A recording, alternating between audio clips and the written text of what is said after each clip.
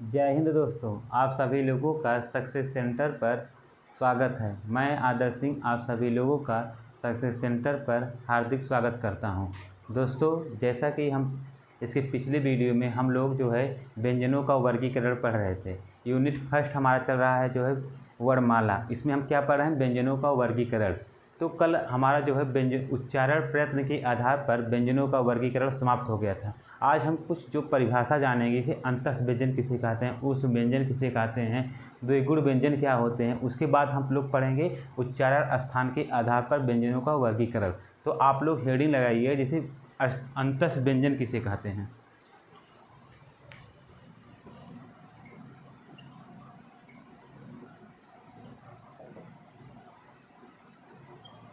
अंतः व्यंजन। अंतः व्यंजन में कौन कौन से वर्ड आते हैं आपको पता है, लेकिन अब इसका परिभाषा हम लोग जान लेते हैं किसे कहते हैं। तो अंतः व्यंजन में कौन कौन से वर्ड आते हैं? या, रा, ला, वा। और किसे कहते हैं अब हम लोग जान लेते हैं। देखिएगा, जिन व्यंजनों का उच्चारण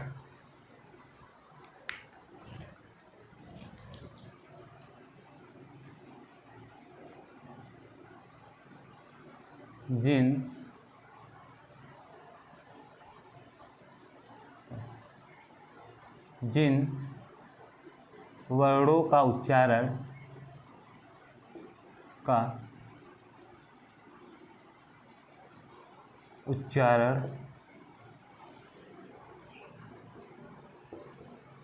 स्वर तथा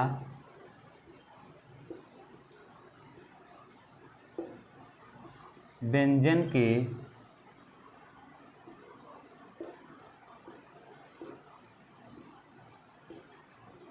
बीच में होता है,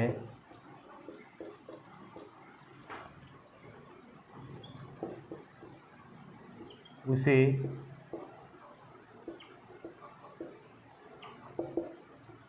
अंतः व्यंजन कहते हैं।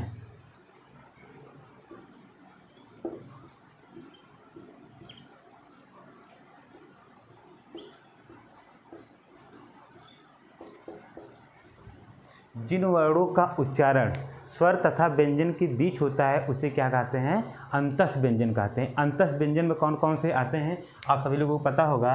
एक आता है हमारा या, रा, ला, और क्या आता है? वा। कौन कौन से आते हैं?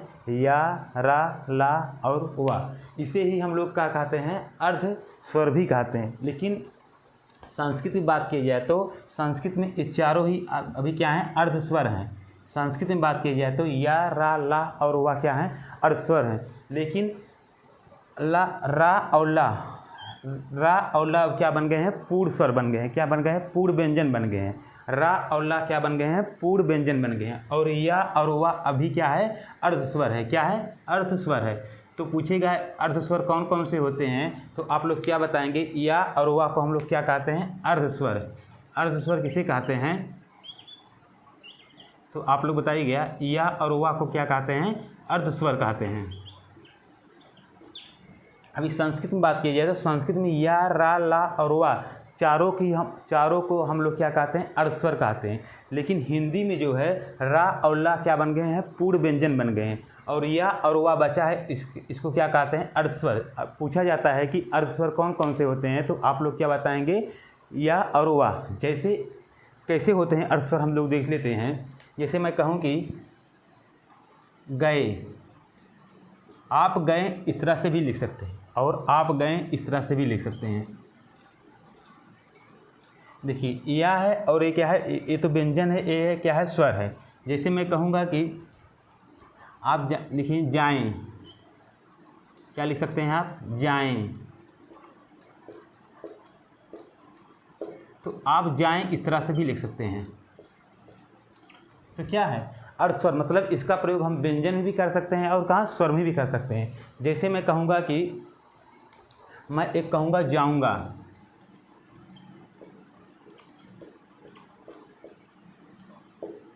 इसको हम लोग क्या लिखते हैं? ऊ के जहाँ हम लोग क्या प्रयोग कर सकते हैं? वाह। जैसे मैं कहूँगा कि इसको मैं लिख सकता हूँ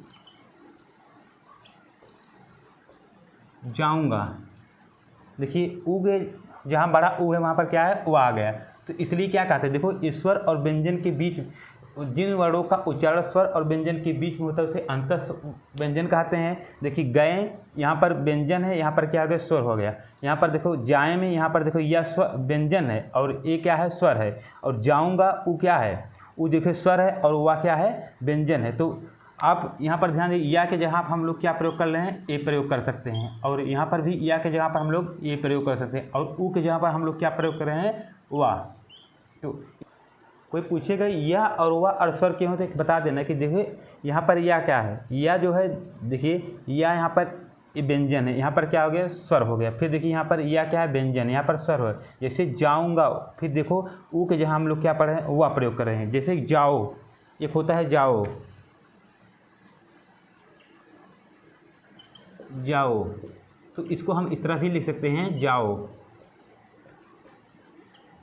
देखिए ना, ओ जहाँ क्या प्रयोग कर लिए, हम लोग ओ प्रयोग कर लिए। तो इस तरह से बताइएगा अर्धस्वर कौन कौन से हैं, या और वा क्या होते हैं, हमारे अर्धस्वर होते हैं। अंतः व्यंजन क्या होते हैं, जिन वर्णों का उच्चारण स्वर तथा व्यंजन के बीच में होता है या मध्य में होता है उसे क्या कहते हैं, अंतः व्यंजन कहते हैं। अंतः व्यंजन या रा ला वा क्या है, अंतः व्यंजन है। और या और वा क्या है, अर्धस्वर है। किस प्रकार, देखिए यहाँ पर देखिए या है, व्यंजन है, और एक क्या हो गया, जो है स्वर है। तो आप लोग इसको नोट कर लीजिए। उसके बाद हम लोग बात करते हैं उस व्यंजन या संघर्षी व्यंजन किसे कहते हैं।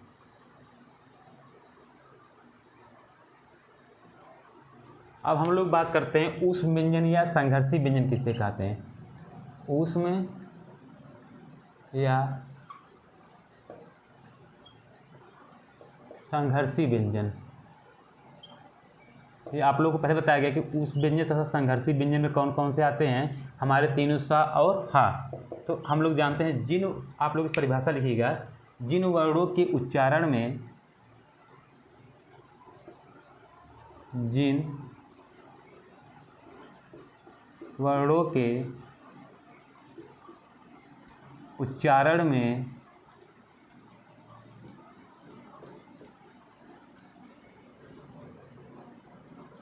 में हवा मुख के किसी स्थान पर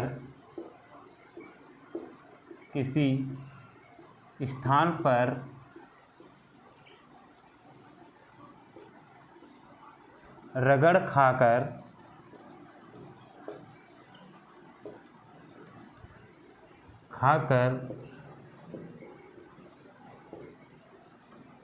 निकलती है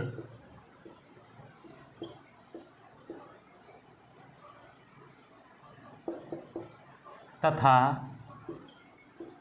ऊष्मा पैदा करती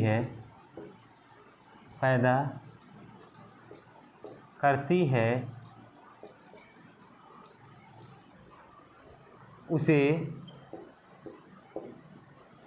ऊष्म या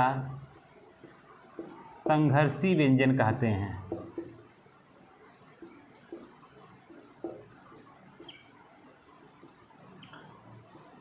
व्यंजन कहते हैं।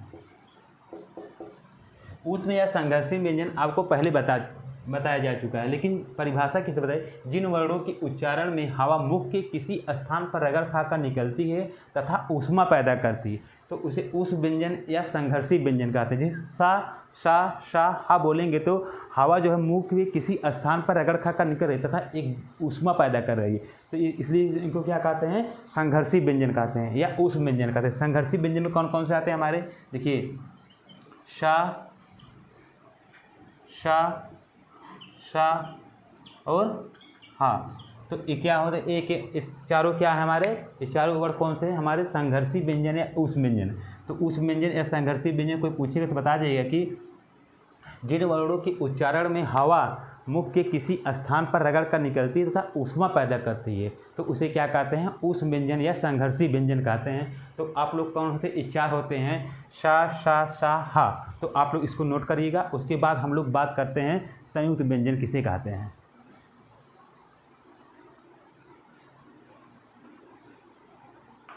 अब हम लोग बात करते हैं संयुक्त व्यंजन की। संयुक्त व्यंजन की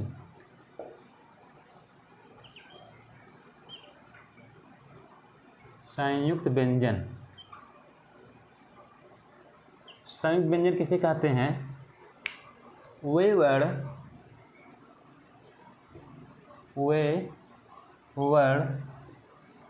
जो दो व्यंजनों से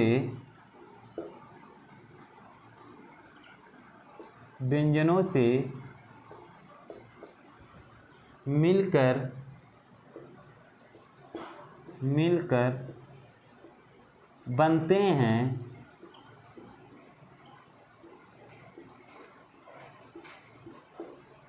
उसे क्या कहते हैं? संयुक्त व्यंजन कहते हैं। संयुक्त व्यंजन कहते हैं।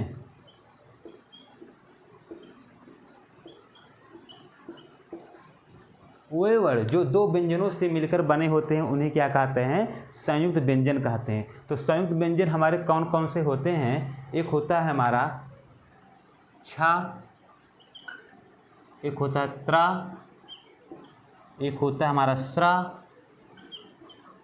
एक होता है हमारा ज्ञा। तो संयुक्त व्यंजन बताइए आप लोग, इस चारों क्या है? हमारे संयुक्त व्यंजन हैं। ये क्या है? ये दो व्यंजनों से मिलकर बने होते हैं, इसलिए इन्हें संयुक्त व्यंजन कहते हैं। और आप कोई पूछेगा संयुक्त व्यंजन कौन होता है? वे वर्ण जो दो व्यंजनों से मिलकर बने होते हैं उसे संयुक्त व्यंजन कहते हैं। इससे बहुत बार क्वेश्चन पूछा जाता है, इनको किस प्रकार कौन कौन वर्ण से मिलकर बने होते हैं, इसको हम लोग देखेंगे। आप लोग नोट करिएगा। तो मैं यहाँ पर आपको बता देता हूँ।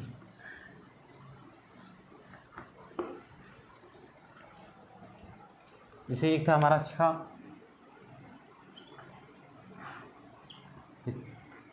तरंग, फिर स्रा, फिर ज्ञा।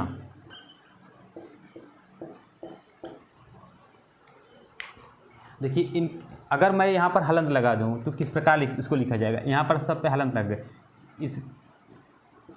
तो इसको लिखने का तरीका ये होगा हमारा कि मतलब ये क्या है? इसमें अब स्वर नहीं है। ये क्या है? अब आधा व्यंजन है ना।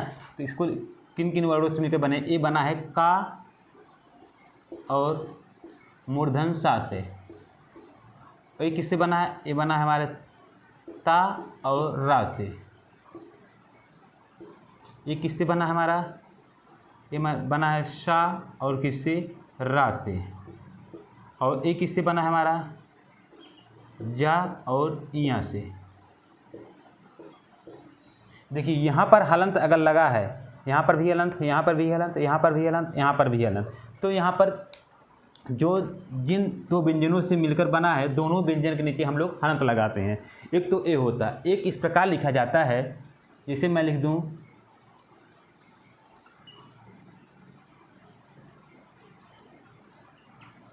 छ, त्रा, श्रा, ज्ञा। अब मैंने इसके नीचे हलंत नहीं लगाया। अब इसको किस प्रकार हम लिख सकते हैं?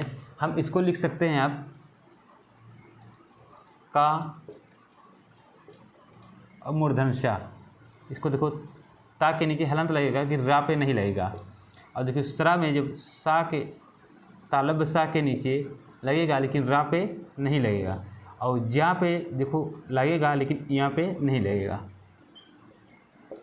तो अगर हलंत नहीं लगेगा तो इस प्रकार से लिखेंगे। पहले अक्षर पर, पहले वर्ड पर हलंत रहेगा लेकिन दूसरे पर नहीं रहेगा। ठीक है। हाँ, इसके बाद अगर बहुत जगह इस तरह से भी अगर इस पर हलंत लगाएंगे तो हम क्या करेंगे? तब यहाँ से स्वर हमको निकालने दें, हम स्वर निकाल देंगे आ। फिर देखिए यहाँ पर हलंत लगा तो यहाँ पर देखिए स्वर आ निकल गया। यहाँ पर हलंत लगा तो यहाँ पर स्वर आ निकल गया। यहाँ पर हलंत लगा, यहाँ पर स्वर जो है आ निकल गया। तो मैंने बताया था, पहले ही वीडियो में बताया गया कि प्रत्येक व्यंजन के साथ क्या जुड़ा होता है? आ स्वर जुड़ा होता है। पहले वीडियो में आप लोगों को अच्छी तरह बताया गया था। इस तरह से लिखा हो, अगर इस तरह से लिखा हो तो ए भी सही है। अगर मान लीजिए इस तरह से लिखा है तब भी सही है। लेकिन अगर आ को हटा दिया जाएगा आ को इसको हटा दिया जाएगा तो क्या होगा, ए आ इसमें जाके जुड़ जाएगा। इसका मतलब अब क्या है, हमको हलंत इसमें से हटा देना होगा, हलंत सब में से हटा देना होगा। लेकिन अगर इस तरह से, ये बहुत बार पूछा जाता है कि कौन सा सही है, तो अगर इस प्रकार से दिया है तो दोनों पे हलंत लगेगा, क्योंकि देखो यहाँ पर हल लगा है ना, इसका मतलब यहाँ पर स्वर है नहीं, तो यहाँ पर देखिए दोनों पे हलंत लगेगा, इस का पे भी और शा पे भी, दोनों पर हलंत लगेगा। लेकिन यहाँ पर देखो हलंत नहीं लगा, इसलिए सिर्फ पहले पर हलंत लगा है। यहाँ पर देखो पहले पर अगर हाँ इस पर हलंत लगाएंगे तो, लेकिन कब लगाएंगे, जब इसमें से हम आ स्वर निकाल लेंगे, तो इस प्रकार से भी लिखा होता है। अगर हाँ हलंत लगाएंगे, इस प्रकार से हम लोग आ को निकाल दे रहे हैं। जब अगर नहीं निकालेंगे तो इस प्रकार से लिखेंगे। तो बहुत बार पूछा जाता है संयुक्त अक्षर के बारे में, जब कहा जाए किन दो व्यंजनों से मिलकर बने होते हैं, तो दिया रहता है, अगर इस तरह से दिया है तो ये गलत है। लेकिन यहाँ पर क्या रहना चाहिए, हलंत रहना चाहिए। ठीक है, अगर आप स्वर निकाल रहे हैं तो इसके नीचे हलंत लगा देंगे आप, इस तरह से आप लोग नोट कर लीजिएगा।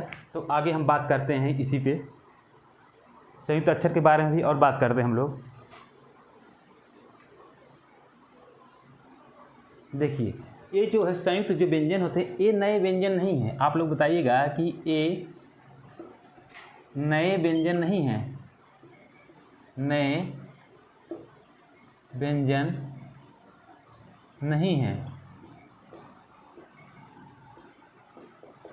बल्कि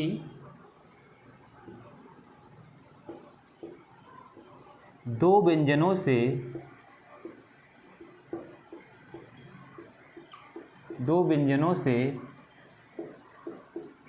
मिलकर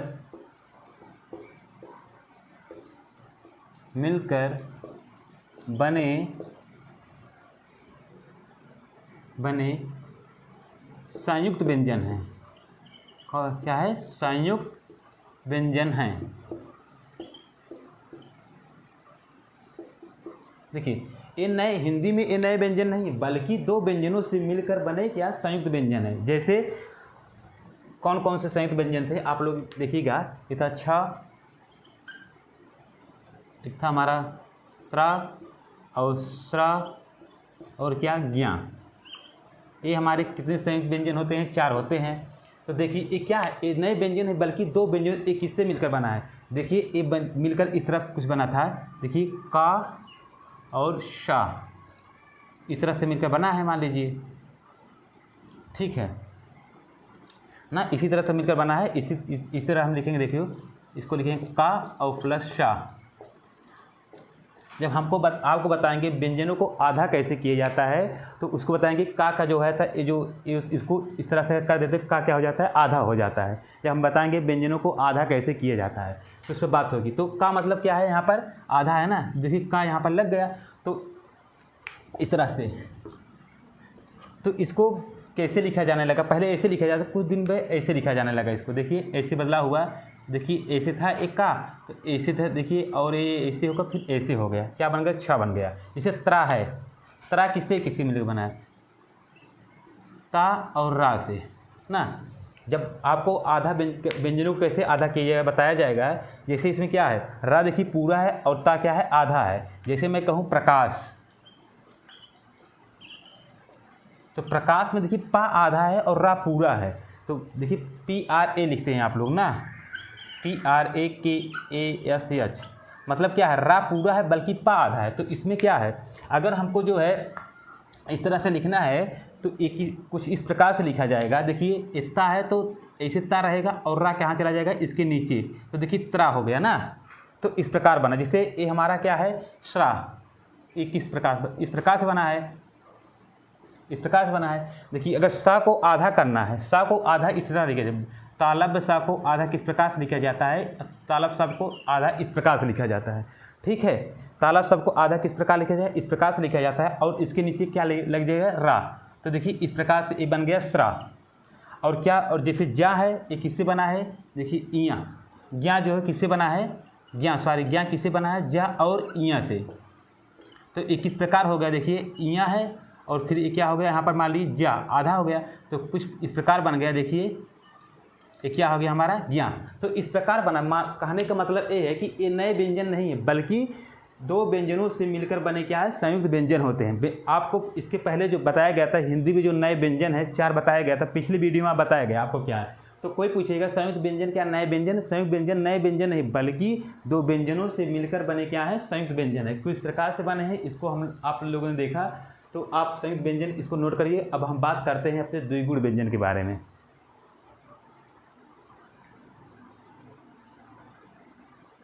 अब हम लोग बात करते हैं उत्क्षिप्त व्यंजन तथा द्विगुण व्यंजन किसे कहते हैं। आप लोग को पहले बताया गया होगा कि उत्क्षिप्त व्यंजन, क्षिप्त तथा द्विगुण व्यंजन। आप लोगों को पता होगा उत्क्षिप्त और द्विगुण व्यंजन में कौन कौन से आते हैं, लेकिन हम लोग इसका क्या देख रहे हैं, डिफिनेशन देख रहे हैं। तो कोई पूछेगा उत्क्षिप्त या द्विगुण व्यंजन किसे कहते हैं, तो आप लोग क्या बताएंगे कि जिनके उच्चारण में, जिन व्यंजनों के उच्चारण में जीभ पहले जो है मूर्धा को स्पर्श करके झटके के साथ नीचे आती है। आप लोग बताएंगे क्या, जिन व्यंजनों, जिन वर्णों के उच्चारण में, वर्णों के उच्चारण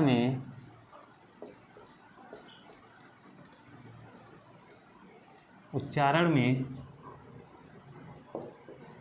जीभ मूर्धा को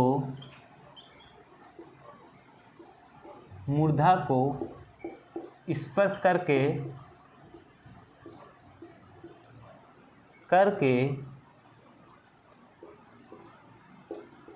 झटके के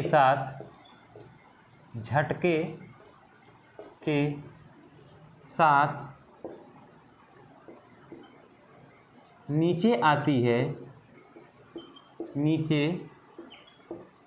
आती है, उसे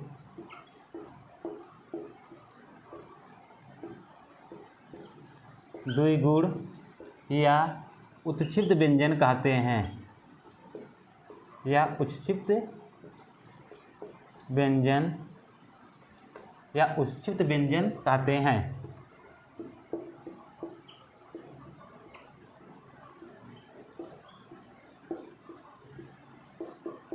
हमारे द्विगुण या उत्क्षिप्त व्यंजन कौन कौन से होते हैं, आप लोग पता होगा। एक होता है डा, एक होता है ढा, और इसके नीचे क्या लगा था, ताड़न जात चिन्ह लगा होता है। तो जिन व्यंजनों के उच्चारण में जीभ मूर्धा को स्पर्श करके झटके के साथ नीचे आती है उसे क्या कहते हैं, उत्क्षिप्त व्यंजन या द्विगुण व्यंजन। जैसे इसके उदाहरण है हमारे पास, जैसे आप लोग बोलिएगा, एक होता है सड़क। जब आप लोग सड़क कर बोलते होंगे तो देखिए जीवा जो है मूर्धा को छूकर झटके के साथ नीचे आ रही है। और एक आप लोग इसी जैसे सड़क बोलिए, सड़क जब बोल रहे हैं तो जीवा जो है मूर्धा को छूकर झटके के साथ नीचे आ रही है। जैसे मैं इसी में बोलूँ डमरू, देखिए ये क्या है, ये क्या डा है, ये क्या है, ये उच्चित व्यंजन है, द्विगुण व्यंजन है। इसको क्या कहते हैं, इसको हम कहते हैं मूर्धा कहते हैं ना, मूर्धा से होता है। देखिए ये इसको जब बोल रहे हैं कोई झटका नहीं है, डमरू आराम से बोल रहे हैं डमरू। और इसको बोलिए सड़क, तो देखिए जीवा जो है मूर्धा को छूकर झटके के साथ नीचे आ रही है, तो इसलिए इसको क्या कहते हैं, द्विगुण व्यंजन कहते हैं। जैसे मैं कहूँ, आप बोलिए मेढक, आप लोग बोले मेढक, तो मेढक बोलते होंगे। देखो जीवा जो है मूर्धा को छूकर झटके के साथ नीचे आ रही है। लेकिन अगर आप लोग यहीं बोलेंगे जो है ढोल, तो ढोल में देखो कोई परेशानी, जीवा जो है आराम से मूर्धा को स्पर्श कर आराम से नीचे आ रही है। तो इसमें है द्विगुण व्यंजन कौन कौन से होते हैं, अढ़ा और ढा जो ना, ये क्या होता है द्विगुण व्यंजन, मतलब जिन व्यंजनों के नीचे क्या लगा होता है, ताड़न जात चिन्ह लगा होता है, उसको हम लोग क्या कहते हैं, द्विगुण व्यंजन कहते हैं। इसी को ताड़न जात व्यंजन भी कहते हैं, इसी को उच्चित व्यंजन भी कहते हैं। ठीक है, देखिए सड़क जिससे बोल रहे हैं मूर्धा, जीवा जो है मूर्धा को स्पर्श कर रही है और बहुत झटके के साथ नीचे आ रही है। लेकिन डमरू बोल रहे हैं तो आराम से, देखिए मूर्धा को स्पर्श कर रही है आराम से। जैसे मेढक तो बोल रहे हैं, देखिए जीवा जो है मूर्धा को छूकर झटके के साथ नीचे आई, लेकिन ढोल बोल रहे हैं बहुत आराम से बोल रहे हैं। तो आप लोग इसको नोट करिए, उच्चुत व्यंजन और द्विगुण व्यंजन किसे कौन से होते हैं, परिभाषा आपको अच्छे से याद रखिएगा और ये 2 उदाहरण याद रखिएगा आप लोग। तो हाँ, द्विगुण व्यंजन और उच्चुत व्यंजन की एक खासियत ये भी होती है कि ये कभी भी शुरुआत में नहीं रहेंगे, मतलब पहले नहीं आते, कभी भी इनसे किसी शब्द की शुरुआत नहीं होती है। देखिए ये बीच में ही आएंगे या एकदम पीछे आ सकते हैं, लेकिन इनसे किसी शब्द की शुरुआत नहीं हो सकती है। इसको आप लोगों को अच्छे से बताया जाएगा जब वर्णमाला वर्तनी पढ़ाएंगे हम। तो आप लोग इसको नोट करेंगे। उसके बाद हम बात करेंगे जो है उच्चारण स्थान के आधार पर व्यंजनों का वर्गीकरण। अब हम लोग पढ़ेंगे उच्चारण स्थान के आधार पर व्यंजन का वर्गीकरण। उच्चारण प्रयत्न के आधार पर व्यंजन का वर्गीकरण हम लोग जो है समाप्त हो गया। और दूसरा हमारा क्या चल रहा है, उच्चारण स्थान के आधार पर व्यंजन का वर्गीकरण। तो पहले हम देख लेते हैं हमारे उच्चारण स्थान कौन कौन से हैं। तो देखिए इस तरह से आप लोग फिगर बना लीजिएगा। ये हमारे दांत हो गए मान लीजिए,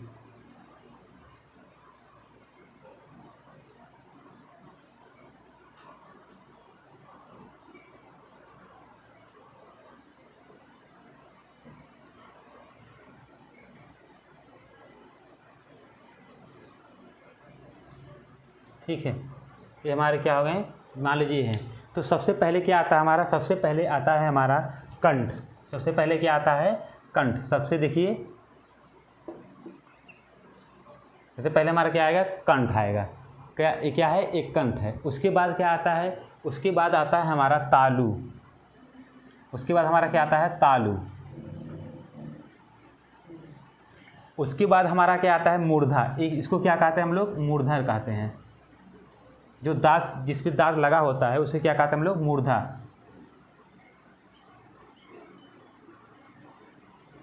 और ये क्या है, ये है हमारा दंत। और अंत में सबसे आगे क्या होता है हमारा यहाँ पे, ओट्स। तो ये हमारा क्रम रहेगा। क्या रहेगा, पहले कंठ, फिर तालु, फिर मूर्धा, फिर दंत, फिर ओट्स। ठीक है, पहले क्या आएगा हमारा, कंठ आएगा, फिर तालु आएगा, फिर मूर्धा आएगा, फिर दंत आएगा, फिर क्या आएगा, ओट्स आएगा। देखिए ओट्स सबसे बाहर है, कंठ यहाँ पे है, फिर देखिए ये तालु है हमारा, फिर कहाँ जहाँ दांत लगे होते हैं उसे क्या कहते हैं हम लोग, मूर्धा कहते हैं, फिर दंत, फिर ओट्स। तो अब देखेंगे हम लोग कहाँ कहाँ से उच्चारण होता है। तो इसी तरह से अब उच्चारण स्थान किस तरह बताएंगे कि पहले क्या आएगा, पहले आता है हमारा कंठ, उसके बाद क्या आता है हमारा तालु, उसके बाद हमारा क्या आता है मूर्धा, उसके बाद हमारा क्या आता है दंत, उसके बाद सबसे अंत में हमारा क्या आता है, ओट्स।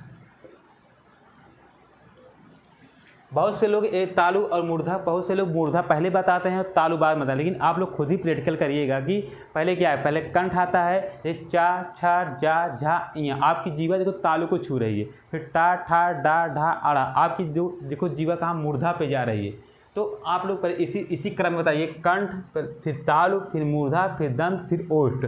ये मूर्धा को ऊपर मत करिएगा, देखिए कंठ, तालु, मूर्धा, दंत, ओष्ठ, इसी क्रम में बताइए। आप लोग इस फिगर बना लीजिए। उसके बाद हम देखते हैं कि प्रत्येक वर्ग का व्यंजन का उच्चारण स्थान कहाँ से होता है। तो आप लोग इसको फिगर अच्छे से बना लीजिए, यही क्रम लिखिएगा। पहले क्रम कौन सा होगा, पहले पे ए होगा, दूसरे पे ए होगा, तीसरे पे ए होगा, चौथे पे ए होगा और पांचवें पे ए होगा। तो आप लोग इसको क्रम को नोट कर लीजिए, कंठ, तालु, मूर्धा, दंत, ओष्ठ।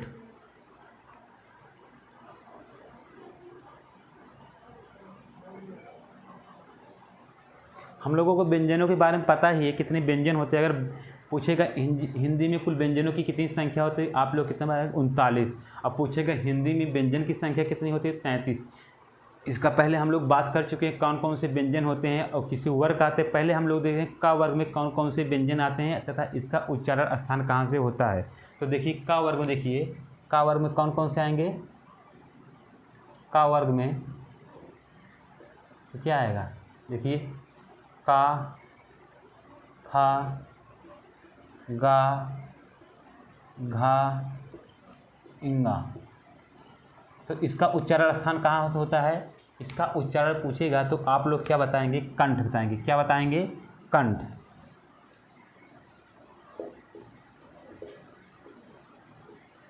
ठीक है, इसको हम लोग और क्या कहते हैं, कोमल तालु। कोमल तालव्य भी कहते हैं। ठीक है, माना जाता है कि पहले जो है का खा गा का उच्चारण यहाँ कंठ से होता है, लेकिन अब यहाँ पर जहाँ गुदा है अब बताया जाता है यहाँ से उच्चारण, इसलिए क्या कहते हैं कोमल तालव्य भी कहते हैं। तो का खा गा घा अंग का उच्चारण स्थान पूछे जाएगा तो कहाँ बताएंगे आप लोग, कंठ बताएंगे। और दूसरा हमारा कौन सा वर्ग है, चा वर्ग। चा वर्ग, इसमें कौन कौन से आते हैं हमारे, चा, छा, जा, झा और कौन, इया।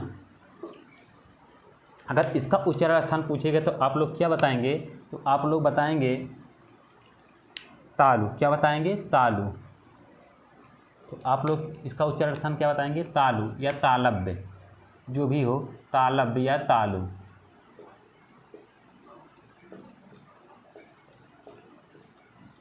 देखिए आप लोग बोली चा, छा, जा, झा, इया। आपकी जीवा किसको, तालु को टच कर रही है, तो स्पर्श कर रही है तालु को ना। तो अब हम लोग किसके तीसरे वर्ग की बात करते हैं, टा वर्ग। इसमें कौन कौन से आते हैं, देखिए टा, ठा, डा, ढा, अड़ा। इसका उच्चारण स्थान कहाँ है, इसका उच्चारण स्थान पूछेगा तो आप लोग क्या बताएंगे, मूर्धा। क्या बताएंगे आप लोग, मूर्धा, या बहुत लोग मूर्धन्य भी कहते हैं। ठीक है, फिर हम लोग क्या देखेंगे, ता वर्ग।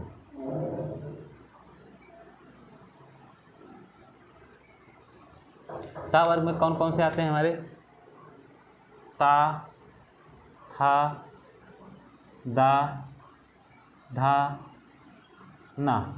इसका उच्चारण स्थान कोई पूछेगा तो क्या बता ले आप लोग बताएंगे, दंत। क्या बताएंगे, दंत। ठीक है, फिर हमारा क्या आता है, पा वर्ग।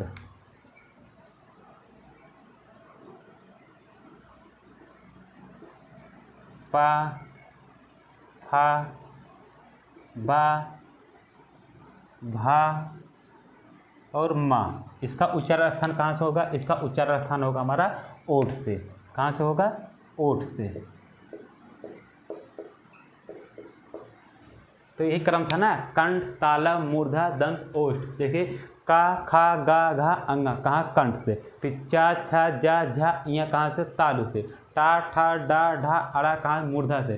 ता, था, दा, धा, ना कहाँ, दंत से। देखो ता, ठा, दा, धा, ना, दंत से। पा, फा, बा, भा, मा कहाँ, ओठ से। तो ये होते हैं कर्म। तो अब हमारा बचता है क्या, अब हमारा बचता है अंतस्थ व्यंजन। तो अंतस्थ व्यंजन किस में आते हैं, तो देख लीजिए, जैसे मैं कह दूँ कि या, यहाँ पर या क्या, यहाँ से लिखना शुरू करिए तालब से, या, रा, ला। ठीक है, अंतस्थ व्यंजन कहाँ है, देखो या, रा, ला कहाँ आएंगे, देखो तालब, मूर्धा और दंत। या का उच्चारण स्थान क्या होता है, या, तालब। और रा मूर्धा होता है और दंत क्या होता है, ला क्या होता है, दंत होता है। ला का उच्चारण स्थान कहाँ से होता है, दंत से। और रा का उच्चारण कहाँ से होता है, मूर्धा से। और या का उच्चारण कहाँ से होता है, तालु या तालब्य से। और वा का, पहले वा का उच्चारण स्थान ओठ से होता था, लेकिन अब कहाँ माना जाने लगा, दंत ओष्ठ। तो वा के लिए आप लोग अलग से लिखिएगा। वा का उच्चारण स्थान पूछिएगा तो आप लोग क्या बताएंगे, दंत ओष्ठ। क्या बताएंगे, दंत ओष्ठ। ठीक है, वा का उच्चारण स्थान कहाँ पे है, दंत ओष्ठ में है। अब ओष्ठ नहीं रहा, जैसे वा बोलिए तो दंत मतलब दंत और ओठ दोनों से होता है वा का उच्चारण। दंत और ओठ से किसका उच्चारण अब होने लगा, वा का। फिर बचता है हमारा तीनों सा। तीनों सा को हम लोग यहीं पर लिख लेते हैं थोड़ा सा, जैसे मैं लिख देता हूँ यहाँ पर। देखिए बड़ा ये दो है, ये क्या होता है, ये होता है तालब्य सा, ये होता है हमारा क्या, ये होता है मूर्धा सा, और ये होता है हमारा दंती सा, तंत सा। ठीक है, देखिए शा शा शा, देखिए तालब्य सा, मूर्धा सा और दंती सा। और हमारा क्या बच गया है, हा। हा हमारा क्या होता है, हा का उच्चारण स्थान ओठ से नहीं होता, हा का उच्चारण स्थान बहुत होता है। बहुत लोग इसको कंठ मानते हैं, बहुत लोग इसे काकल्य मानते हैं, बहुत लोग इसे अलजीवा मानते हैं। तो हा का उच्चारण स्थान हम अलग से लिख लेते हैं। हमारे कौन कौन से होता है हा का उच्चारण स्थान, तो हम लोग देख लेते हैं। हा का उच्चारण स्थान क्या क्या होता है, एक होता है हमारा काकल्य,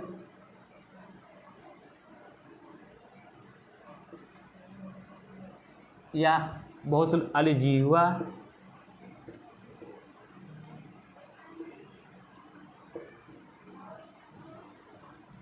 या कंठ। ह का उच्चारण स्थान 3 यहाँ कहाँ काकल से होता है। जो देखिए काकल अलजीवा, जो मुख जब मुख देखिए एक छोटी सी घुंटी लाल लाल होता है उसी का हम लोग क्या कहते हैं, अलजीवा कहते हैं या काकल कहते हैं। और ह का उच्चारण कहाँ से, काकल भी कहीं कहीं दिए, कहीं कहीं अलजीवा, कहीं कहीं कंठ। और वा का अगर पूछेगा तो दंत ओष्ठ, पहले ओष्ठ से होता है लेकिन अब कहाँ से, दंत और ओष्ठ दोनों से होता है। और या का पूछेगा तो तालब, और रा का पूछेगा तो मूर्धा, और ला का पूछेगा तो दंत। और देखो बड़ा सा क्या होता है, तालब सा होता है, खड़खड़वा सा क्या होता है, मूर्धा सा होता है, और छोटा सा क्या होता है, दंती सा। अब कैसे कैसे हम बोल इसको कहेंगे, तालब सा, मूर्धन सा और दंती सा, इस तरह बात करेंगे। और क्या देखिए या रा ला, ये क्या है, या क्या है, तालब है, रा क्या है, मूर्धा है, और ला क्या है, दंत है। इस ला का उच्चारण कहाँ स्थान पूछ लिएगा, क्या दंत से। अगर रा का उच्चारण पूछ लेगा तो क्या बताएंगे, मूर्धा से। या का उच्चारण कहाँ से होता है तो क्या बताएंगे, तालब से। और वा का दंत ओष्ठ। हा का कहाँ से होता है, काकर अलजीवा से। अगर पूछ लीजिएगा कि हमारे दो द्विगुण व्यंजन होते हैं, उच्चिप्त या द्विगुण व्यंजन, उसका उच्चारण कहाँ से होता है तो क्या आप लोग बताएंगे, उसका भी उच्चारण स्थान मूर्धा होता है। तो आप लोग इसको नोट करिए। उसके बाद हम बात करते हैं द्विगुण या उच्चित व्यंजन का उच्चारण स्थान।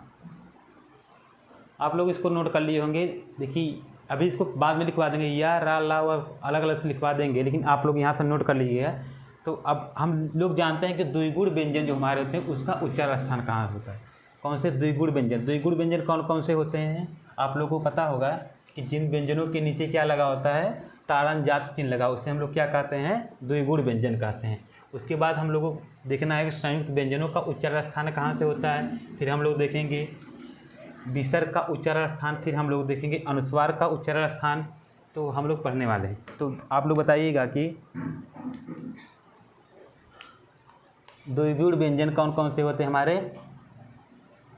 उसी के आगे लिखिएगा डा और ढा। इसका उच्चारण स्थान पूछ लेगा तो आप लोग क्या बताएंगे, मूर्धन बताएंगे। क्या बताएंगे, मूर्धन या मूर्धा, जो भी, मूर्धन या मूर्धा। ठीक है। फिर हम लोग बात करते हैं संयुक्त व्यंजन का उच्चारण स्थान। तो आप लोग डालिए हेडिंग, संयुक्त व्यंजन का उच्चारण स्थान। संयुक्त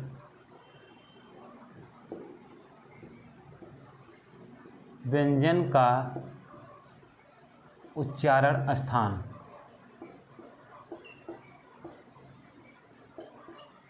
बहुत बार परीक्षा में पूछ लिया जाता है कि संयुक्त व्यंजन का उच्चारण स्थान कहाँ कहाँ होगा। तो हम लोग देखते हैं संयुक्त व्यंजन कौन से होते हैं हमारे, चार। कौन कौन से थे हमारे, एक था छा, फिर हमारा क्या था त्रा, फिर श्रा, फिर क्या। ठीक है। ये किस तरह से बने होते हैं, देखिए इसको किस तरह से लिखेंगे। हम लोगों ने लिखना सीखा था किन किन व्यंजन उसमें बनते हैं। देखिए का, शा, और हम स्वर को निकाल लिए इसलिए शा को क्या कर दिए आधा, एक कौन सा है, मूर्धन सा है। देखिए ता, रा, फिर आ को हम लोगों ने निकाल लिया स्वर को। देखिए शा, फिर रा, फिर आ को हम लोग निकाल लिए। फिर देखिए जा, इया। अगर हलन नहीं लगा तो इस तरह से इसको लिखेंगे हम लोग। ये क्या है, ये दो व्यंजनों से मिलकर बने होते हैं, उसे हम लोग क्या कहते हैं, संयुक्त व्यंजन कहते हैं। अब इसका उच्चारण स्थान पूछेगा तो देखिए का उच्चारण स्थान कहाँ से होता है, कंठ से। और ईसा का उच्चारण स्थान कहाँ से होता है, मूर्धा से। इसलिए हम क्या कहेंगे, कंठ मूर्धा। क्या इसका उच्चारण स्थान कहाँ से होगा, आप लोग कंठ प्लस मूर्धा। और आ का उच्चारण भी स्थान कंठ से होता है, इसलिए देखिए का और आ का उच्चारण कहाँ से होता है, कंठ से। और ईसा का उच्चारण स्थान कहाँ होगा, मूर्धा से। तो इसका उच्चारण स्थान कहाँ हो जाएगा, कंठ और मूर्धा से। जैसे इसमें देखिए ता का उच्चारण स्थान कहाँ से होता है, दंत से। और रा का उच्चारण स्थान कहाँ से होता है, मूर्धा से। तो ये क्या होगा, दंत और मूर्धा। कोई पूछ लेगा त्रा का उच्चारण स्थान कहाँ होगा तो क्या बताएंगे आप? दंत और मूर्धा बताएंगे। और शा का उच्चारण स्थान कहाँ होगा? कंठ और मूर्धा बताएंगे, मूर्धा बताएंगे। देखिए श्रा का है, श्रा का देखिए ये क्या है, इस शा का उच्चारण स्थान कहाँ से होता है? तालव्य से या तालु से, जो भी हो। और फिर ये क्या है? रा, रा का उच्चारण स्थान कहाँ से होता है? मूर्धा से। तो ये क्या होगा? तालव्य और मूर्धा। श्रा का उच्चारण स्थान कोई पूछ ले को क्या बताएंगे आप? तालव्य और मूर्धा से। और त्रा का दंत और मूर्धा से, इसका कंठ और मूर्धा से। और ज्ञा का देखिए हम लोग जानते हैं ज्या क्या है? ज्या हमारा क्या है? तालव्य है। इया क्या है? इया भी तालव्य है। और आ क्या है? हमारा कंठ है। तो इसका उच्चारण स्थान कहाँ से होगा? कंठ और तालव्य से, कंठ और तालव्य से। देखिए इसका उच्चारण स्थान कहाँ से होगा? तालव्य से, इसका मूर्धा से। और आ बच गया ना हम, और आ का उच्चारण स्थान कहाँ से होता है? कंठ से। ठीक है। अब देखिए अगर कोई पूछेगा आपको ज्ञा का उच्चारण स्थान बताइए, क्या? देखो ज्या का उच्चारण स्थान क्या है? तालव्य। और इया का उच्चारण स्थान तालव्य, इन दोनों का उच्चारण स्थान तालव्य से होगा। और आ का उच्चारण कहाँ? कंठ से होता है। तो क्या बताएंगे? तालव्य और कंठ से किसका उच्चारण होता है? ज्ञा का। जैसे पूछिए श्रा का उच्चारण स्थान कहाँ से होता है? देखिए शा का उच्चारण स्थान तालव्य होता है, रा का उच्चारण स्थान मूर्धा, और आ का उच्चारण स्थान कहाँ से होता है? कंठ से। तो क्या बताएंगे कि तालव्य मूर्धा कंठ। फिर त्रा का अगर पूछेगा तो देखिए ता का उच्चारण स्थान दंत से, और रा का उच्चारण स्थान कहाँ से होता है? मूर्धा से। और आ का उच्चारण स्थान कहाँ से होता है? कंठ से। तो यहाँ पर आप लोग कंठ लिखिएगा। तो किससे हो गया? दंत मूर्धा कंठ, किसका? त्रा का। तो आप लोग इसको नोट करिएगा। इस तरह से जब संयुक्त व्यंजन का उच्चारण स्थान पूछेगा तो किससे होता है, आप लोग को इसको नोट करिएगा। देखिए यहाँ पर का और आ का उच्चारण स्थान कंठ से होता है। इस बार कंठ एक ही बार लिखा गया, लेकिन यहाँ पर देखिए तीनों का उच्चारण स्थान अलग। देखिए ता का उच्चारण स्थान अलग होता है, रा का अलग होता है, और आ का अलग होता है। आ का कंठ होता है, रा का मूर्धा होता है, और ता का दंत होता है। तो अगर पूछेगा त्रा का उच्चारण स्थान क्या है तो इसमें से ऑप्शन दिया रहेगा, ए वाला ऑप्शन सही रहेगा, और ऑप्शन दिया रहेगा और जो दूसरा भिन्न होगा वो क्या होगा? गलत होगा। तो इस तरह से आप लोग इसको नोट करिएगा। संयुक्त व्यंजन का उच्चारण स्थान बहुत बार पूछा जाता है। तो आप लोग देखो ये क्या? द्विगुण व्यंजन है। उच्चित व्यंजन का उच्चारण स्थान क्या? मूर्धा है। और संयुक्त व्यंजन का उच्चारण स्थान आप लोग नोट करिएगा। उसके बाद हम लोग बात करते हैं विसर्ग का उच्चारण स्थान क्या होता है, अनुस्वार का उच्चारण स्थान क्या होता है, आप लोग इसको नोट करिए।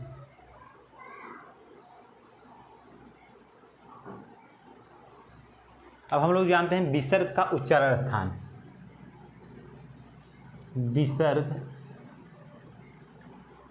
का उच्चारण स्थान,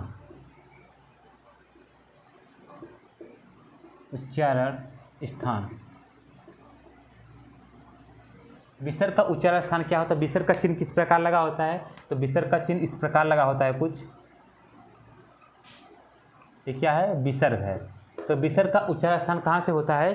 कंठ से। क्या बताएंगे आप लोग? कंठ। विसर्ग का उच्चारण स्थान कहाँ से हो? विसर्ग का उच्चारण क्या है? तो कंठ है। हम लोग कहाँ से बोलते हैं? कंठ से। अब बात उठती है अनुस्वार का उच्चारण स्थान। अनुस्वार,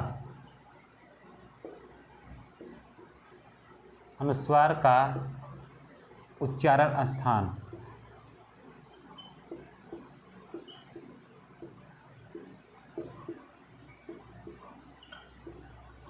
अनुस्वार का चिन्ह किस प्रकार लगा होता है? अनुस्वार,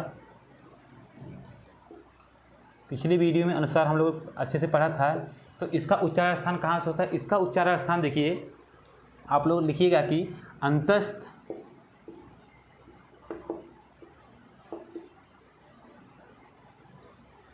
तथा ऊष्म व्यंजन के अनुसार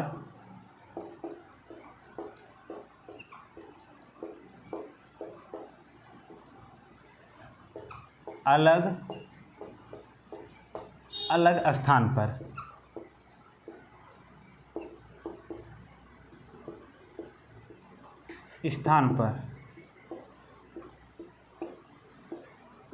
देखिए अंतस और उस व्यंजन रहेगा, अंतस और उस व्यंजन के अनुसार अलग अलग स्थान पर। लेकिन अगर अनुस्वार का उच्चारण स्थान पूछा जाए होता है तो नासिका मतलब नाक से।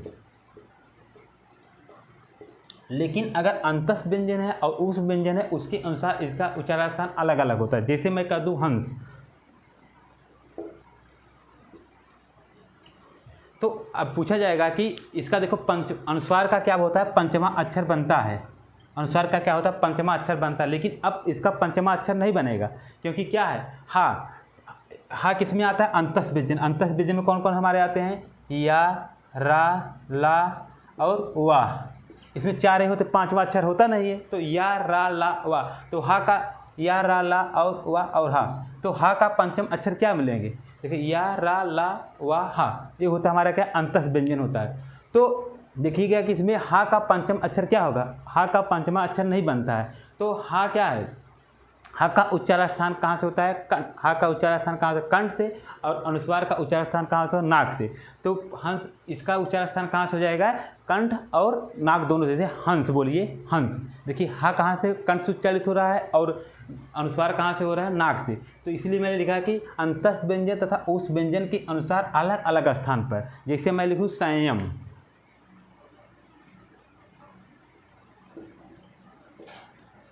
देखिए इसका अब अनुस्वार का पंचमा अक्षर नहीं बनेगा संयम में ना, संयम में अनुस्वार का पंचमा अक्षर कहाँ बनेगा, तो इसका उच्चारण स्थान क्या हो, अगर इसका देखा जाए तो कहाँ से इसका अलग स्थान, जैसे सा कहाँ से, दंत से, और अनुस्वार कहाँ, नाक से। तो इसका कहाँ, इसका संयम, देखिए संयम दंत और नाक से। तो इसलिए बनेगा अंतस और उस व्यंजन के अनुसार अलग अलग स्थान पे। और अनुस्वार का उच्चारण स्थान अगर पूछा जाएगा कहाँ से होता है, तो नासिका से होता है। नासिका का मतलब कब होगा, जैसे मैं लिखूँ कहाँ से, अगर मान लीजिए का वर्ग है, चा वर्ग है, टा वर्ग है,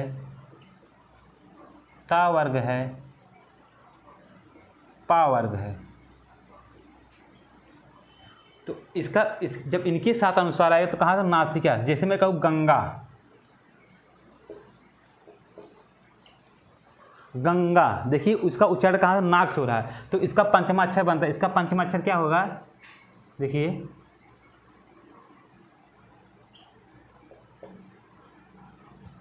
ये क्या है, गंगा। इस प्रकार से लिखा है, जैसे दिनांक लिखा जाए, दिनांक,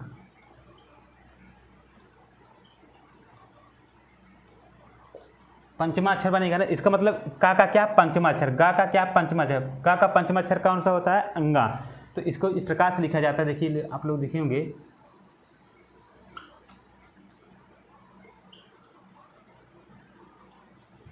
तो अगर पूछे कि अनुस्वार का उच्चारण स्थान कहाँ से होता है, तो आप लोग क्या बताएंगे, आप लोग बताएंगे नासिका से। लेकिन अंतस तथा उस व्यंजन के अनुसार अलग अलग स्थान पर होता है। अंतस और उस व्यंजन के अनुसार क्या होता है, अलग अलग स्थान पर होता है। तो ये हुआ हमारा क्या, उच्चारण स्थान के आधार पर व्यंजनों का वर्गीकरण। हम लोगों ने देखा कि उच्चारण स्थान हमारे कौन कौन से होते हैं, 5 होते हैं। कौन कौन से होते हैं, हम लोगों ने देखा कि उच्चारण स्थान हमारे कौन कौन से 5 थे, कंठ, तालु, मूर्धा, दंत, ओष्ठ। और कौन से थे, अलिजीवा और नासिक। अगर पूछे टोटल उच्चारण स्थानों की संख्या कितनी होती है, तो आप लोग क्या बताएंगे, 7 बताएंगे। तो आप लोग लिखिए उच्चारण स्थानों की संख्या कितनी, एक बार नोट कर लीजिएगा, उसके बाद हम बताते हैं उच्चारण स्थानों की संख्या कितनी होती है। तो आप लोग एक बार नोट करिए, इसको नोट करिएगा, उसके बाद मैं बताता हूँ आपको। अगर कोई पूछे उच्चारण स्थानों की संख्या कितनी होती है, तो आप लोग कितने बताएंगे, 7 बताएंगे। 2 कौन बढ़ जा रहे हैं हमारे, देखो अलिजीवा और नासिके, नाक ना। अलिजीवा से किसका उच्चारण होता है, हा का, और नासिका से किसका, अनुस्वार का। तो बहुत बार पूछा गया है उच्चारण स्थान की संख्या कितनी होती है। उच्चारण स्थान की संख्या, उच्चारण स्थान की संख्या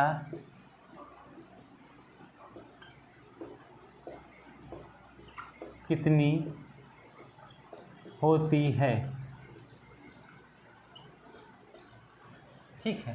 तो आप लोग क्या बताएं, उच्चारण स्थानों की संख्या कितनी होती है, 7 होती है। कितने बताएंगे आप लोग, 7 होती है। कितना, 7 होती है। कौन कौन से हैं, तो बताइएगा। कंठ, फिर क्या, तालु, इसको तालव्य भी कहते हैं। मूर्धा, मूर्धा को मूर्धन्य भी कहते हैं। फिर क्या आ जाएगा हमारा, कंठ, तालव्य, मूर्धा, दंत। फिर क्या आ जाएगा हमारा, ओठ। फिर हमारा क्या आ जाएगा, नासिका।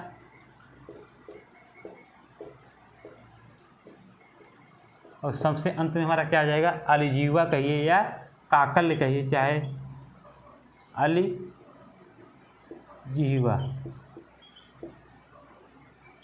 अगर उच्चारण स्थानों की संख्या पूछेगा कितने बताएंगे आप लोग, 7। कौन कौन से होते हैं, कंठ, ताल, मूर्धा, दंत, ओष्ठ, नासिका और अलिजीवा।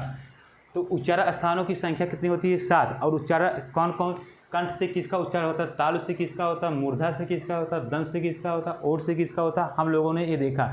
तो ये हुआ हमारा उच्चारण स्थान के आधार पर, उच्चारण स्थान के आधार पर व्यंजनों का वर्गीकरण। इसके पहले हम लोगों ने क्या पढ़ा था, उच्चारण प्रत्न के आधार पर व्यंजनों का वर्गीकरण।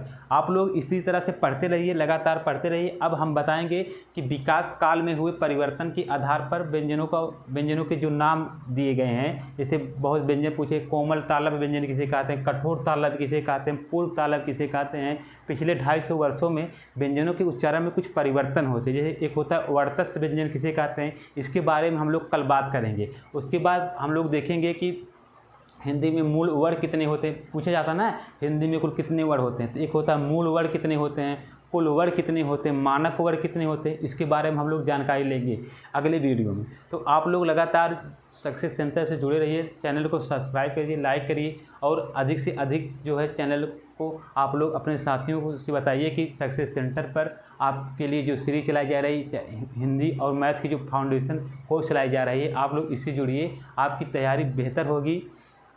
और सर ने आपको टेलीग्राम का लिंक जो है दिया है वहाँ पर डिस्क्रिप्शन में, तो आप लोग वहाँ से जाकर टेलीग्राम चैनल जो है सब्सक्राइब, वहाँ से जो है टेलीग्राम चैनल से ज्वाइन हुए हमारे। और उस पर हम लोग जल्द ही आज या कल में जो है पेट जो UPSC पेट जो है के लिए जो है हम लोग GS की सीरीज लेकर आ रहे हैं। आप लोग जुड़िए और अधिक से अधिक संख्या में चैनल को सब्सक्राइब कीजिए, लाइक कीजिए और देखिए। बहुत अच्छे से आप सभी को सभी कोर्स, सभी सब्जेक्ट की तैयारी बहुत अच्छे से इस पर कराई जाएगी। तो आप लोग इसको कल जो है अच्छे से तैयार करके आइए। कल आगे हम लोग जो है विकास काल के आधार पर जो व्यंजनों का नाम पढ़ा है उसके बारे में हम लोग जानेंगे। बस मैं अपनी वाणी को वहीं विराम देना चाहता हूँ। जय हिंद।